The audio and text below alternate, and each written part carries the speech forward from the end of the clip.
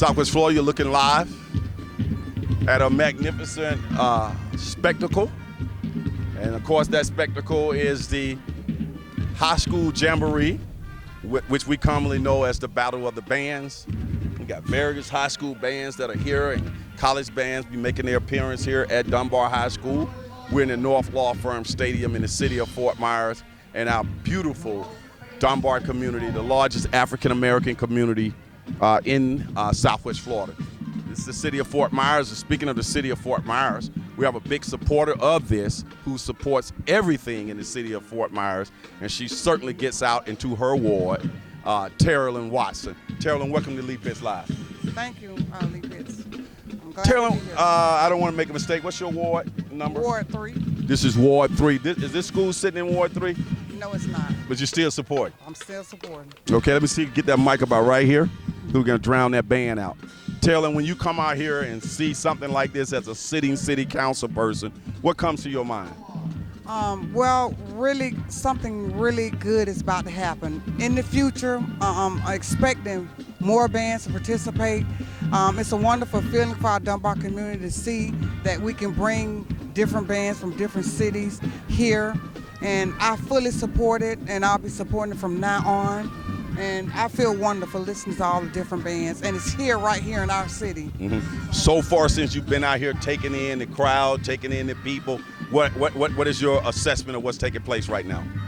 I think it's the first time, the first annual, so I think everybody now is selling in, looking at the bands. I seen the host where he kind of like had the bands to interact, so I think people is enjoying what they see, and I think it's going to be a great thing for our future here in the city of Fort Myers. You feel that family atmosphere? Yes, I definitely feel that family atmosphere. People who are watching this, whether they're here or not, and they're watching my show and listening to my radio show around the world, actually, if you wanted to describe what is the Dunbar community to them, how would you describe it?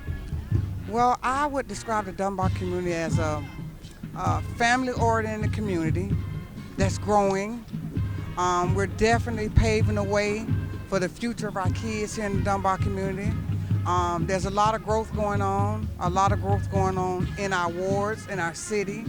And I would just think it would be a wonderful place to live if you're not from here. So I would invite anybody that's not from here to come here. We have a great city, we have a great community. We have a great community of leaders. It sounds good to me. Now we're sitting here at the North Law Firm Stadium. We have the high school to my right, Dunbar High School. It's been around now, this new high school, close to 20 years or maybe more. And it has been such an important part of the community. Tell us about your thoughts about Dunbar High School and what this high school means to the Dunbar community. Well, this high school means a great deal to the community. You know, we have our old Dunbar High School that's off High Street. And I look back at that. My mom went there, my uncles, everybody in the Dunbar community went there from my family that I can remember. So this school means a lot to our community. It brings different lines of education for our students here. And I think it's a lot. It means a lot. Okay. Now, I don't know if what do you hope when people leave here today that they would take from this experience?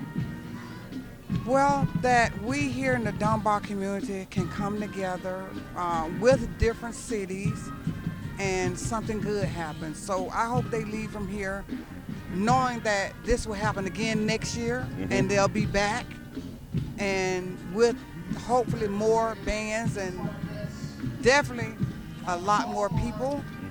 So it's the first annual, and I'm definitely supporting it. I'm spreading the word. So I'm hoping everybody that leaves from here just remember this was a great event today. I echo what you're saying. I think it's a nice turnout for the first one. The food is great, and it's just all around something that we can rejoice in.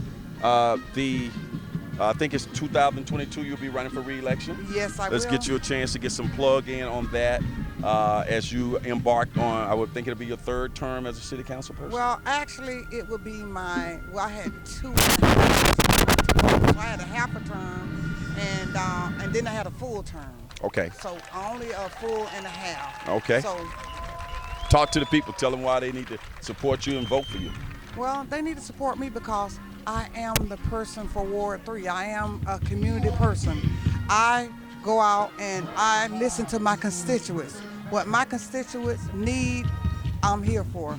I brought a lot of things to the table already for Fort Myers. I actually did the Ban the Box. I did a gun buyback program.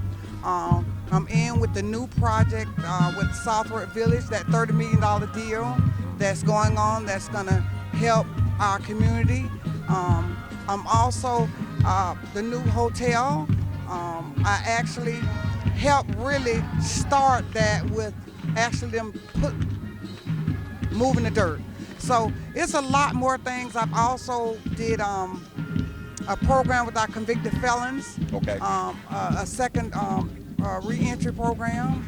I started that with the city of Fort Myers. And the Stars Complex is one of your babies too, right? Star Complex is my baby. Okay. That's my baby, and I'm all for the Stars Complex. Sports through academics and recreation support. People who don't know that. Yes. The Stars Complex has just certainly made a tremendous turnaround over the past 2 or 3 past year or so, and it's a lot of that is due to your support over there. Yes, yes. I know you also sit on the CRA Commission, Yes. City of Fort Myers Commission, CRA. The CRA has contributed to this. Yes. By way of its executive director, Michelle Hilton Terry, to be a part of helping sponsor this. So thank you guys, the CRA, for contributing to this. Talk about the CRA and what it means as well to getting things done in the community. Well, the CRA is very important to our community. It's a way of helping minority businesses. Actually, they're now right there in the Enterprise Center, and it's very important. We get money from the CRA, the community does, for different projects that the CRA funds, and it's very important to have a CRA. All right. I want you to, in your final comments, I want you to say something to Doc Urban, the music director here who spearheaded this. What do you have to say to Doc Urban? I want to say to Doc Urban, thank you so much for bringing this event here in our city. We certainly appreciate everything you've done, and I'm looking forward to next year, and kudos for Doc Rivers. All right, and shout out to Carl Burnside, the principal here at Dunbar High School. That great vision is now going to percolate. I always say it starts off as a rainbow, it begins, then a raindrop, it becomes a glass of water, then it becomes a bucket of water and a tub of water, then it becomes a lake, and then an ocean. So we're certainly at the tub of water level. Keep up the good work. Miami has the oranges, but Fort Myers got the juice.